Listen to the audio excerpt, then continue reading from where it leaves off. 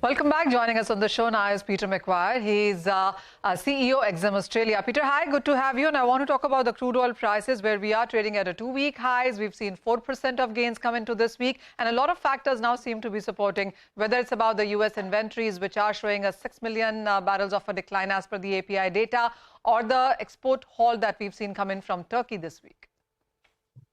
Well, good afternoon, Manisha. Yes, I think that, and you could probably add a little bit as far as horsepower, maybe the banking sector, and, many traders are saying, is that behind us? And in turn, that bounce to the upside that we've seen this week. So, yeah, take on board, add all those ingredients in, and it's been a dynamic couple of days for trading, and have a look at it. Brent's nearly just above 79 a barrel. It's onward and upward.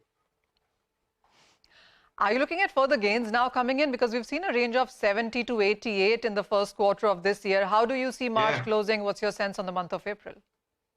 Well, I think first off, Manisha, you'll see a little bit further up for, we've only got 2 days of trade left up until Friday Eve or Friday for the States. So, I won't be surprised to probably put another buck on it, maybe $1.50. There's that side, so that'll square up the end of the quarter, end of the month and end of the week. If you're looking where we are for April, I think there's going to be a build as far as price. And if you're looking back over March, it's been incredibly volatile from those highs that we had on the 6th of March, collapsed to the 17th of March, and then we've seen a really strong move to the upside since then over that 12-day window.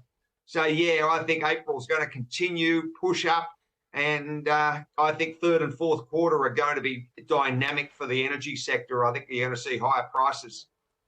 All right. Peter, how much would you agree with various banks and reports? And as you said, you expect dynamic third and fourth quarter. So what kind of highs or what kind of range are we working with then?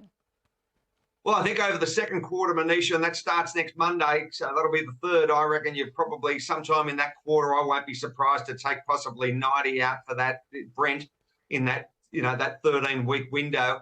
And leading into third quarter and fourth quarter, well, yeah, I think that's where the big boys, the analysts, are saying 95 is where you'll see, some sort of settling as far as price, and I won't be surprised to take that out. I'm keeping an eye very much on the Turkey situation or the Iraq situation and the Kurds, and the situation also with Russia and what's going on. That just seems to be protracted. So, yeah, they're starting, all things are starting to create a little bit of geopolitical tension. And I think it could be, fireworks over the next couple of quarters. Is there anything that you would want to watch out, Peter, for the OPEC and allies meeting in the first week of April for?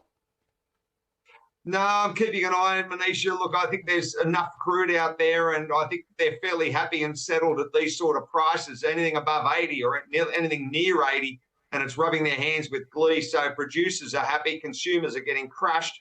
But I think producers are going to win this battle in the short run. So, yeah, I think OPEC are relatively satisfied as far as price.